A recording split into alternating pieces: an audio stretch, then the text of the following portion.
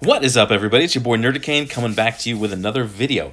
So, let me tell you a little bit about my day. So I started up, I'm not working today. It's New Year's Eve. Happy New Year's, everybody. So I loaded little Nerdicane Jr. up into the Subaru, and here's a picture of it. We were on our way to Walmart. There's not a whole lot of Walmarts in Atlanta, in the downtown, in the central, because they just these neighborhoods are kind of funny because they reject sort of big corporations, but especially Walmart, they don't want them. So we go to this Walmart. I had to return something, and here's the weird thing about Atlanta. I was driving in an area. Driving in Atlanta, there's really no way. There's not a whole lot of ways to get from one place to another place quickly. You have to go through these side streets and then take one street for 2 blocks, and then it's a pain in the butt. Oh, by the way, that area. And just that drive from Walmart to the comic book store that I was going to, my parents' basement, I must have seen at least 3 cars with total worthy damage. Like enough damage on the car to say, just eyeballing it, say, oh, that car is totaled. But they were on the road and they were driving. So, people in that area, y'all fix your cars, okay? Or just send them to the dump. But anyway, so this round trip, I went to Walmart, did my thing, got Nerdicane Jr. a couple little Hot Wheels, and then we're on our way to my parents' basement. Now, my parents' basement I kind of avoid because in an earlier video about Dragon Con, one of the guys who gave this 15-minute diatribe about how Trump and Lex Luthor are basically the same person, and it got old really quick. So I tend to stay away from my parents' basement. And plus their customer service, they're a little surly. It's kind of shit. A couple times I've gone in there looking for something, they've just been kind of uninviting. They've been they've been the stereotypical type of comic book shop that women say, "Oh, we don't feel comfortable in." That's the attitude that they had. But so I went there and I did all this trip and I did all this driving, and it took a while. It takes a while to drive through these side streets. And when I got there, and don't worry, this all ties in. When I got there, they were closed for the holiday. They were having an employee party. So that was a lot of effort. I put forth a lot of effort to go to an actual store and get a comic book, and they weren't there. Minor disappointment, no problem. And just keep that in mind, the effort. Now we're going to get to the meat of this. I was on Reddit. I am on Reddit. I shouldn't be on Reddit. Reddit is like an echo chamber for these screeching internet SJWs. But I came across our comic books. I've really found, in the whole time that I've been on Reddit, I've really found nothing worth. I've seen no valid points and nothing that made me go, nothing that made me reevaluate my stance on creators or on comic books. There's nothing challenging on Reddit comic books. So I saw this best of 2018 and somebody did it, and it started out normal enough. It was, best TV show, who cares? All the TV shows that are comic book related are stupid and they're terrible. They can never get into the subject matter that makes the character great, and they always wind up stumbling on their faces. I'm going through a few of these categories. So a couple of them were pretty normal and pretty innocuous, but you get to best writer, Al Ewing. Yeah, he's doing a great job on Immortal Hulk. Donny Cates, sure, he's I would say he's overworked, but he's pretty good. Then you get to this. This is where the soft bigotry comes in. The underdog creator. Rob Guillory, I don't know why you'd have to put him in an underdog category. I'll put Farmhand up against anything Donny Cates has done, anything any of those other ones have done this year. Farmhand is excellent. The next person, I forget her name, but this underdog creator category is basically minority representation in comic books, which is fine. I think the What If Magic book was actually really good.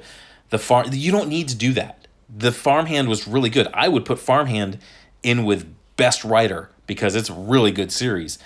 But this is kind of where whoever built this survey, this best of 2018, this is where you took all of these minority creators and your own soft bigotry put them into their own category. And that's what it is. It's different standards for different people. Why weren't they in with the best writers if they were that good?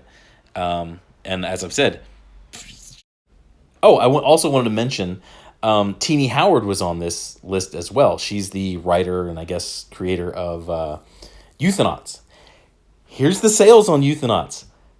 This is effectively zero audience. This is not something new. This has been out for a while. So this is what Euthonauts is going to do. You put your best creator in this list on a book who sells about 2,000 a month. And then don't get started on Assassinistas. Assassinistas is actually worse. So where's the merit that puts Teenie Howard? Nothing against Teenie Howard. She's nice enough. Where's the merit that puts her on this? I mean, sure, she's probably doing a book that you like. She probably has a subject matter that you like. But if this is a best of, and the best of is 2,100 a month, you kind of need to reevaluate that. Throw Guillory in there because that's a good book. It's you. You did that. You put that there. And then you get to publisher, best publisher. You see all the normals are here, Marvel, Image, Dark Horse, DC, and Fantagraphics. Fantagraphics.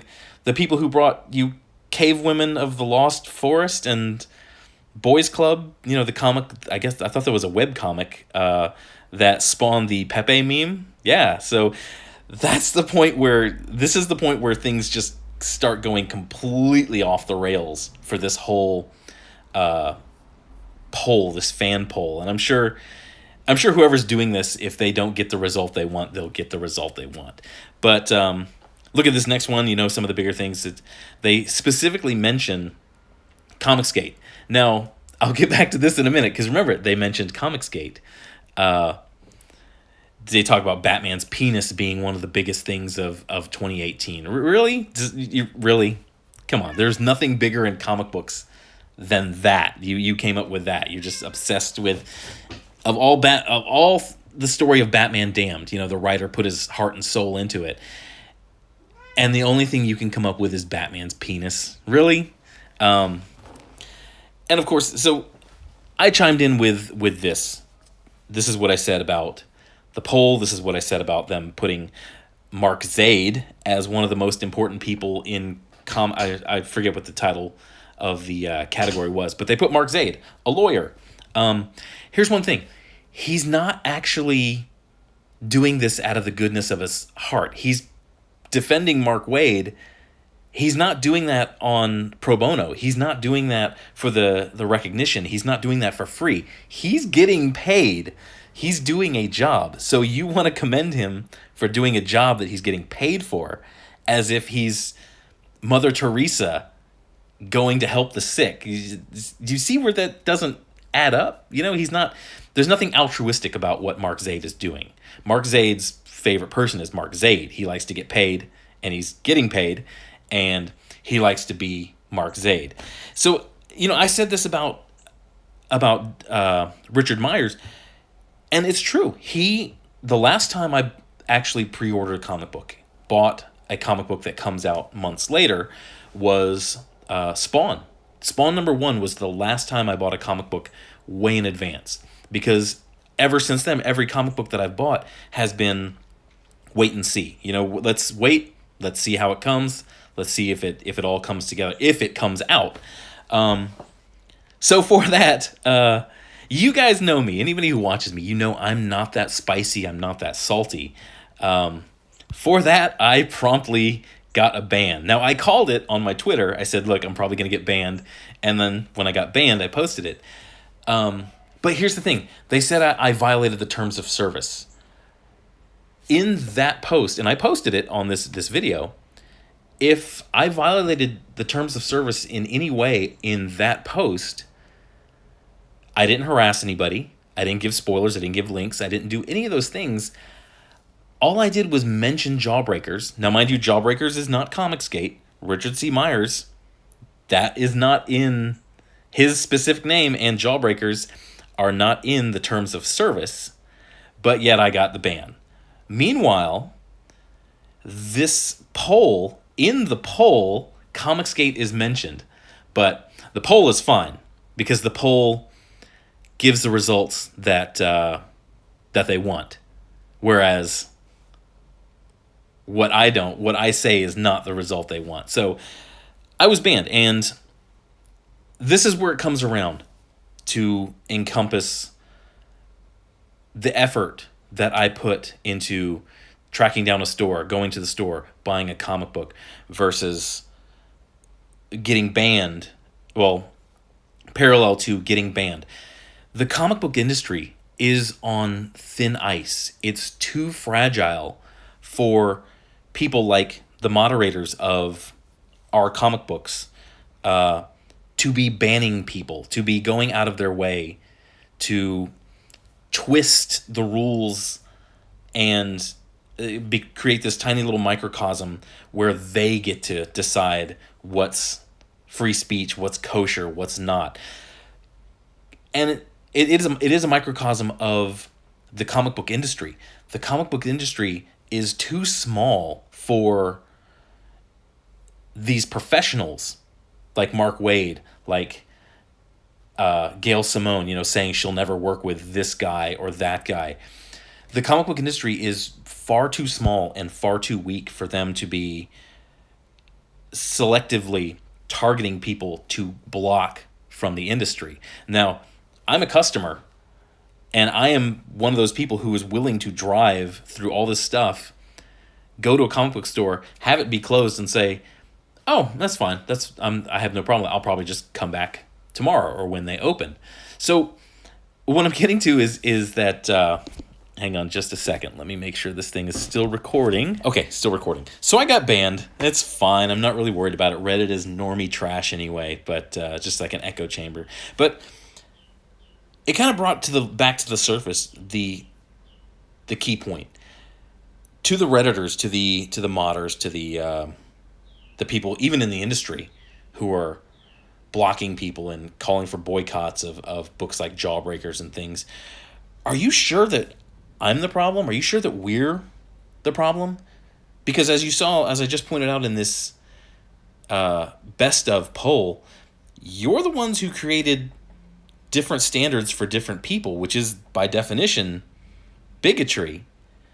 Did I actually violate the terms set forth? Was I actually breaking the rules, or did I just make an opinion that you didn't like?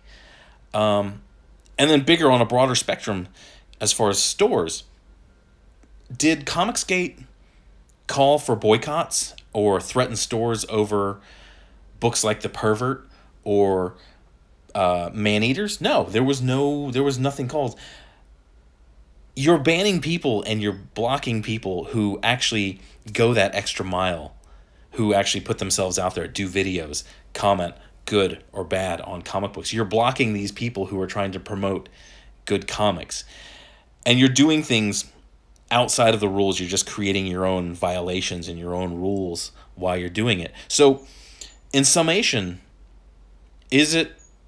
are we the monsters that you're hunting, or in your own way, have you become that monster? I mean, I've laid out some pretty good points.